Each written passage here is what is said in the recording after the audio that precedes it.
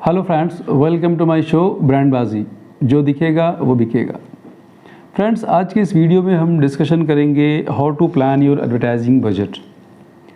अगर आपके पास कोई प्रोडक्ट है, आपकी कोई सर्विसेज है और आप एक कैंपेन प्लान कर रहे हैं, तो आप अपने किस तरीके से आप प्लान करें और उसका बजट क्या होना चाहिए। बेसिकली ये एक पॉइंट टू डिस्कस है आज की वीडियो में हमारे।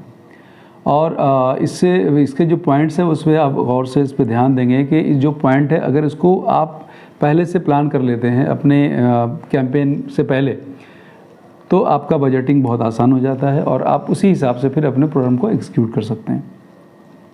और इसमें सबसे जो पहला है कि आपकी प्लानिंग क्या है।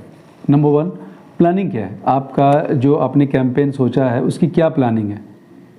और नंबर 2 है कि आपका टारगेट एरिया कौन सा है, किस टारगेट एरिया को आप हिट करना चाहते हैं। आपका जो प्रोडक्ट है, ऑब्वियसली जिस एरिया में आपका प्रोडक्ट है, जिस एरिया में आपकी वर्किंग है, जो टारगेट एरिया है वही आपको उस पे जाना है। और नंबर 3 ये है कि आप जिस एरिया में जो टारगेट पे आप जाना चाहते हैं या जो कैंपेन करना चाहते हैं, उस कैंपेन वो वहाँ पर किस जो मीडिया है वो उसका सिलेक्शन क्या है आपका। आप टेलीविज़न में जा रहे हैं, पेपर में जा रहे हैं, ATL यानी अबव द लाइन जा रहे हैं, यानी कि या सिर्फ बिलो द लाइन यानी कि आप इवेंट्स कर रहे हैं वहाँ पर, या बिलो द लाइन के एक्टिविटीज़ के अंदर आप जो और भी बहुत छोटे प्रमोशनल एक्टिविटीज़ कर रहे हैं वो कर रहे हैं, या फिर आप इन सब के अलावा सिर्फ आप अपने पर्टिकुलर एरिया में आप सोशल मीडिया कर रहे हैं, यानी कि थ्रू द लाइन मीडिया, जो डिजिटल मीडिया का जो आजकल कैंपेन चल रहा है हर जगह। तो सबसे पहले मैं आपको ये बताना चाहता हूँ फ्रेंड्स के जो मीडिया है, जिस मीडियम की हम बात कर रहे हैं, वो हर मीडिया की अपनी एक वैल्यू है। अबव द लाइन मासेस के लिए है, बिलो द लाइन 1-to-1 के लिए है, जहाँ पर सीधा इंटरेक्शन आपका कस्टमर से होता है, फीडबैक मिलता है। और थ्रू द लाइन मीडिया भी आपको एक पर्टिकुलर डेमोग्राफिक एरिया में 1-to-1 होता है, वो कस्टमर का फीडबैक होता है और उसके बाद आपका कैंपेन शुरू होता है। तो ये मीडियम का अपना सबका अपना रोल है और कोई भी मीडियम किसी से बहुत ज़्यादा कम और बेश नहीं है, हर का अपना वैल्यू होता है। अब ये डिपेंड करता है कि आप अपने बजट को, अपने कैंपेन को कैसे डिज़ाइन करते हैं। अब रहा बजट की बात, तो सबसे पहले एक और सबसे इम्पॉर्टेंट चीज़ ये है कि आपका जो कैंपेन है इसका पीरियड क्या होना चाहिए। ये 1 महीना आप करना चाहते हैं, 2 महीने का कैंपेन है या 3 महीने का कैंपेन है।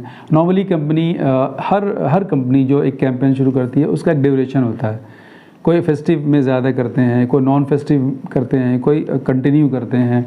तो आपको ये देखना है कि अगर आपकी कंपनी, आपका जो दायरा है वो एक लिमिटेड दायरे में काम कर रहे हैं, तो आप कंटिन्यू कर सकते हैं या फिर आप नहीं कर सकते हैं, वो आप पे डिपेंड करता है। बट द मोस्ट इम्पॉर्टेंट के जो सिलेक्शन ऑफ मीडिया है that should be very accurate, ताकि उसके हिसाब से आप कैंपेन को प्लान करें, आपका बजट भी सही होगा और आपका जो टारगेट है वो हिट हो जाएगा।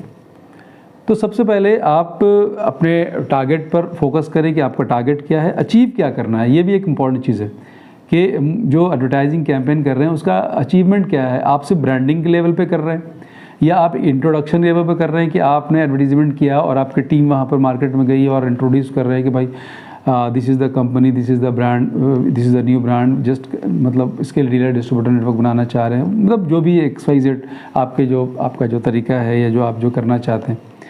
तो सबसे पहले अगर आप बजटिंग की बात करते हैं, हम एडवर्टाइजिंग बजट, तो एडवर्टाइजिंग बजट हम जो प्लान करते हैं वो सिलेक्शन ऑफ मीडिया पे करते हैं कि कौन सा मीडिया मुझे मतलब अपने कैंपेन के लिए यूज़ करना है। और नंबर 2 जो सबसे इम्पॉर्टेंट चीज़ है कि मेरा जो कैंपेन पीरियड है वो कितने दिनों का होगा।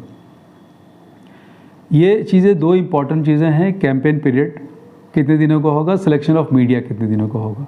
और नंबर 3 को हम जो कैंपेन कर रहे हैं उस कैंपेन में हम किस लेवल पे कैंपेन कर रहे हैं।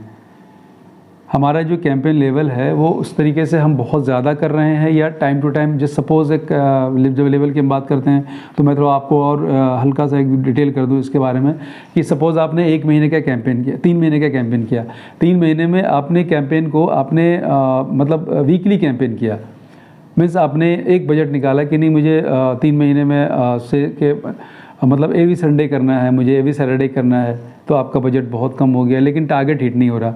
आपने सोचा कि नहीं मुझे 3 महीने में 90 डेज़ में मुझे कंटिन्यू ब्लास्ट करना है, सुबह दोपहर शाम मुझे ब्लास्ट करना है, या 3 महीने मुझे पूरे कंटिन्यू मुझे एक न्यूज़पेपर में ऐड देनी है। ऑब्वियसली डिजिटल मीडिया में आप जा रहे हैं तो 24/7 आपका कैंपेन चल रहा है, या आपने कैंपेन को भी उसमें भी ब्लास्ट करने का टाइम है कि आपने 1 वीक तक पूरा कैंपेन किया, या 2 वीक तक कैंपेन किया, या 3 वीक तक कैंपेन किया। एक कैंपेन में एक है कि आपने कंटिन्यू कैंपेन 3 महीना किया, फिर आपने उसे रोक दिया। तो ये पूरी जो स्ट्रेटजीज़ है आपके सामने होनी चाहिए। अगर आपने एक स्ट्रेटजीज़ बना ली है कैंपेन की, ऑब्वियसली आप अपने प्रोडक्ट को बेहतर जानते हैं, अपने टारगेट को जानते हैं, अपने जो आपका कस्टमर है उसको जानते हैं, उसको कैसे हिट करना है, उसकी प्लानिंग आपके पास मौजूद है, आपके पास पूरी एक प्रोफेशनल टीम मौजूद है।